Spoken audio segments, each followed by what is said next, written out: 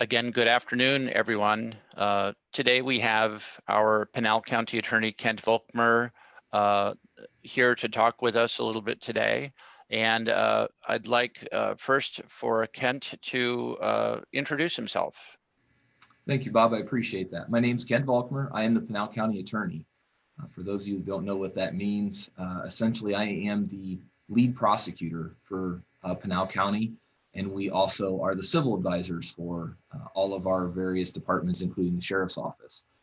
But before that, I was a practicing attorney for about 10 years in our community, and the majority of my practice actually focused on criminal justice involved juveniles.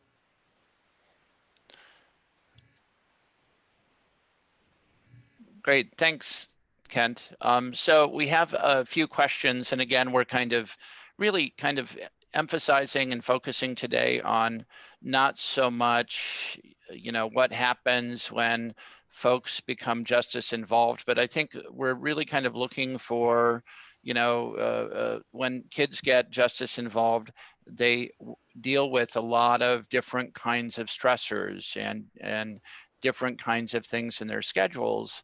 And it adds a whole new dimension to their life. And I think we like to talk a little bit more about that, if you will. So first of all, can you give us a sense of what the criminal justice numbers look like in Pinal County? So I do have a little bit of good news in that regard. For about the last 10 years, on average, our office gets about 5,000 potential felony charges submitted to our office. Only about 2,500 of those are actually charged as felonies, and those are adult felonies. Juveniles, we actually use a little different process there, and I think hopefully we may have some other guests on that can discuss specifically how the juvenile court system works, but we have some direct routes to try and kind of divert kids and young, adolescent children out of the criminal justice system. Try not to go before the court, go before the judge, just because of some of the trauma that you referred to, some of the stresses that includes having to go to court and those type of things. But for adults, there's about 2,500 all said and done felonies that we bring. And that includes drug charges, that includes murder, that includes burglaries, the whole kind of gamut for our county. And that may sound like a lot, but remember, we're almost 500,000 people here. That actually is very, very low compared to anybody else in the state. We are very lucky and very fortunate, thanks to a lot of our criminal justice partners, to have the single lowest crime rate or victim crime rate in the state of Arizona. Gotcha. Thank you. So the next question is, how many cases involve substance misuse, dependency, and abuse?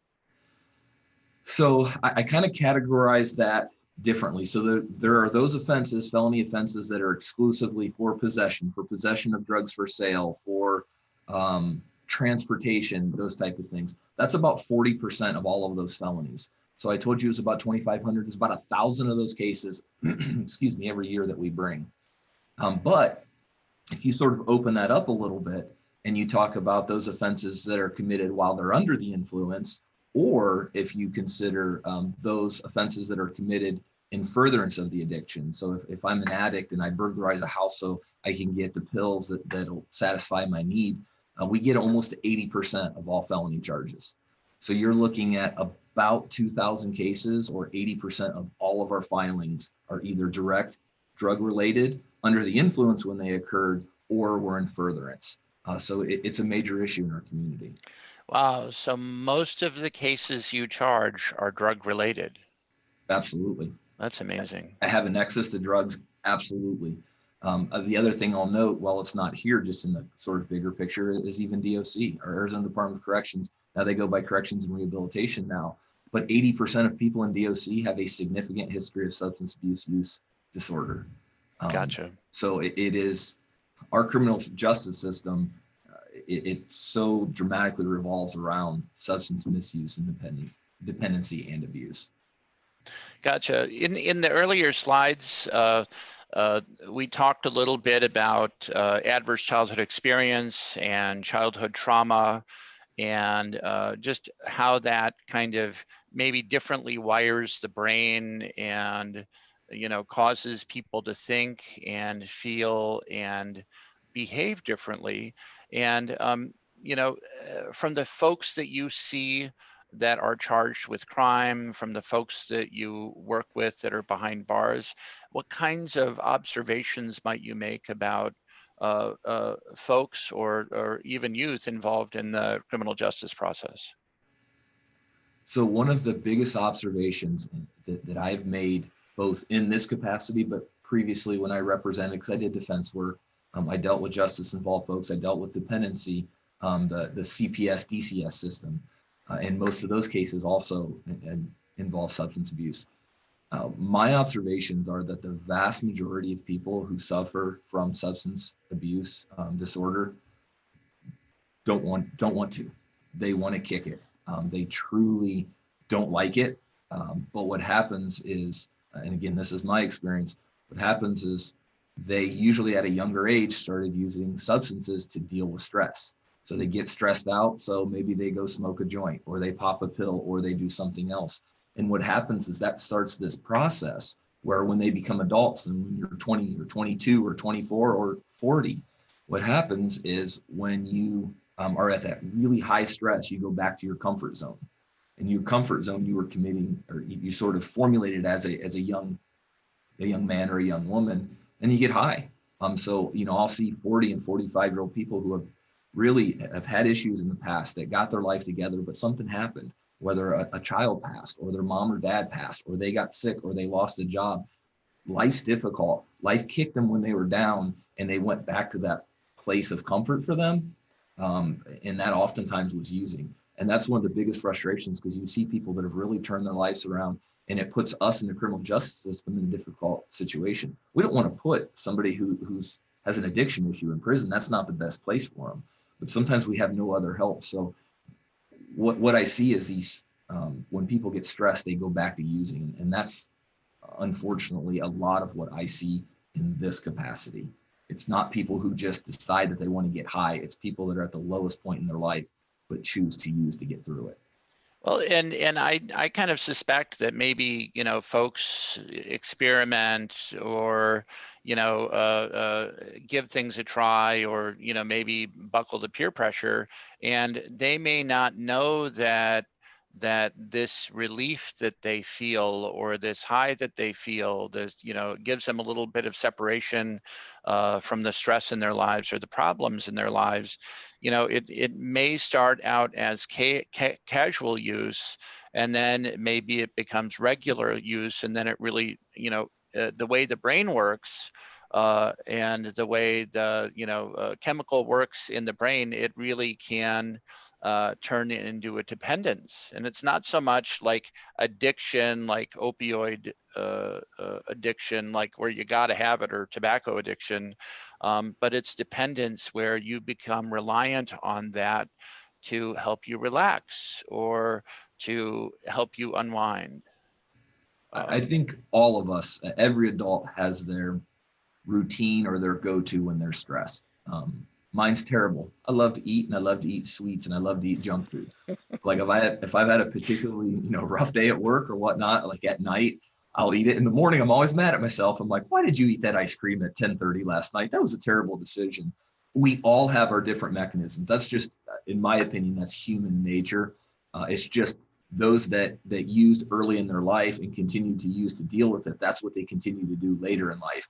And while I might put on a couple pounds, I don't run the risk of going to jail or developing a true dependency. That's my biggest concern really with drugs, because Bob, you're right.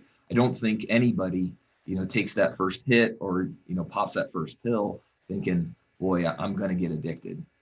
It's not. It's usually experimentation. It's usually like, man, I just need a break. But it almost, well, I shouldn't say almost always, but a lot of times it leads to something much more sinister. Yeah, absolutely true. So managing stress, uh, uh, it I guess to me, stress is pretty much unavoidable, and it happens, and it's a part of life. And what really becomes important is positively and proactively managing the stress in our lives. And I guess I'd like to ask you a question. They say that one of the best ways to relieve stress or mitigate the damage of stress is really building a safe, stable, nurturing relationship with an adult. And can you talk a little bit about the importance that you've seen in your life, just of that kind of relationship with an adult? And when I say adult, it could be a mom or a dad or an aunt, or it could be a teacher, or it could be somebody at the grocery store. It could be a coach. It could be, there are lots and lots of different adults out there that can have a very positive influence. And I think I think that's half of the equation, and the other half of the equation is you've got to put yourself in a position where you can chat with them and talk about your thoughts and feelings and ideas. Any thoughts? I can tell you one of the, I guess, most eye-opening and sort of disappointing experiences I had when I was working with children, because I did a lot of guardian ad litem work. And the guardian ad litem is really a best interest attorney, where you're meeting with the kids and you're trying to figure out what's missing. Oftentimes there's issues in the home life, there's issues with school, there's mental health issues. But as an attorney, you work with them and you try and figure out what they need to be made whole and to really to be able to be very productive and be happy. And one of the things that I saw very consistently in the kids that I were involved with is I would ask them about their future. I would ask them about where they see themselves in 5 years, where they see themselves in 10 years. And then I would ask them explicitly, like, who's your mentor? Who's the person that you look at and say, that's what I would like to do. And what really concerned me is a lot of those kiddos, they didn't have anybody. They couldn't say it was, Uncle John, it was Tom, it was, whoever. They were just living kind of one moment to the next. And one of the things, and I know our juvenile probation recognizes this because they are really pushing hard a mentor program because it's important. Look, we don't inherently know what to do. I'm in this position here, but I'm in this position, frankly, because my mom told me I needed to get a job one summer in between college because they weren't going to give me any money. And I was like, Mom, what am I supposed to do? And she said that my mom works at a grocery store. She was a checkout lady she's still there. She's been there for 40 plus years. She said, hey, I know a mom of an attorney. Why don't I ask her if you can go work at their law firm as a summer intern? And I was like, no, Mom, don't do that. Please don't do that. Because I was embarrassed. But my mom did. And then she made me call them. And then I ended up working for them and thought, holy moly, this really isn't too bad of a gig.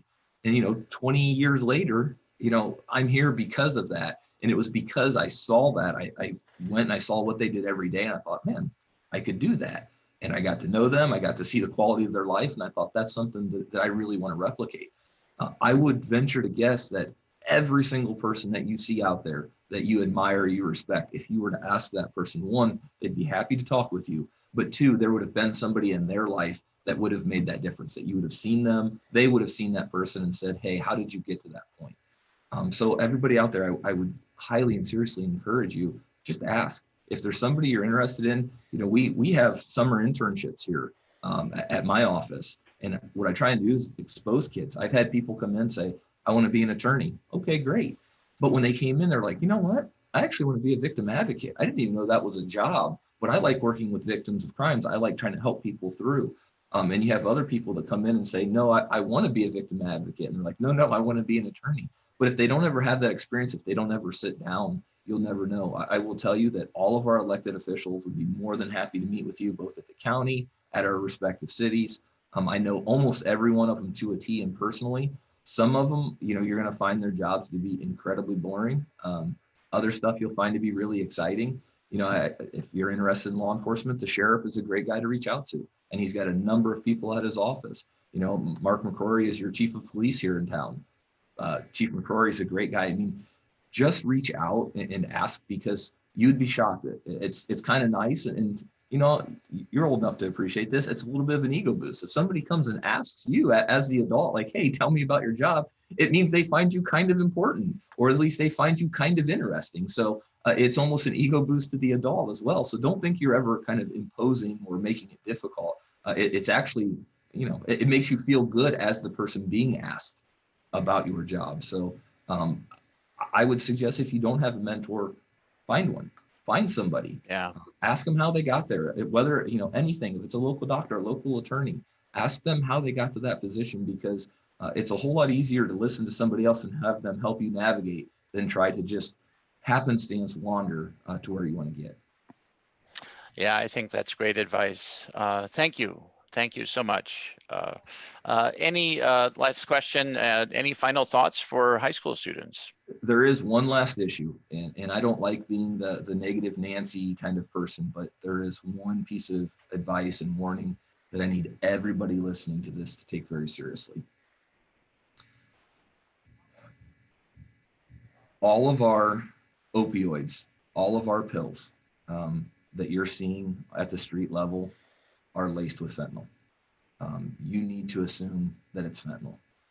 We've lost a couple people in our community, and statewide, we lose about 4 people every single day to overdose. But we're starting to see some of these skewing younger, because it's kids. There were a couple kids just in Prescott recently who thought they were just, at a party, we're just going to pop an oxy and just kind of chill out and relax. Well, it ended up being fentanyl. They overdosed and subsequently passed. It is a deadly epidemic, and what you think is just a Saturday night, you're just trying to relax, you're potentially putting your life in your hands. I can tell you, as a law enforcement community, we're working very hard to get this garbage off the streets, but that's the reality. So realize that every time you take a pill, if that pill did not come from your doctor, did not come from a sealed, bottle from anywhere, you are running the risk that you may have an adverse reaction and die. And I know we talked about experimentation and everything else. I know kids are going to experiment. I know kids are going to do stuff. Please, please, please don't take pills. They're just too dangerous in our society. It's not the way it's been, and this is getting worse. So I hate to leave on that kind of negative note, but I don't want to see another kid die. I don't want to see another child overdose. I don't want our community to lose another person just because they didn't know what they were taking. Gotcha. I think that's a great warning, and it's out there, and it's real, and it's killing people. It is. So right on. Well, Pinal County Attorney Kent Volkmer, thanks so much for spending a few minutes with us today. And I'm assuming we'll figure out a way for students to ask questions, and we will hopefully get to answering some questions at some point in the future. So thanks very much, and I think we're out. Bob, I'll give this offer. If the kids are interested, I'm more than willing to make myself available through sort of a Zoom chat, and we can have a group just sort of question and answer if that's something that there's interest in. That'd be awesome. Thank you, sir. Absolutely. Thank you, Bob.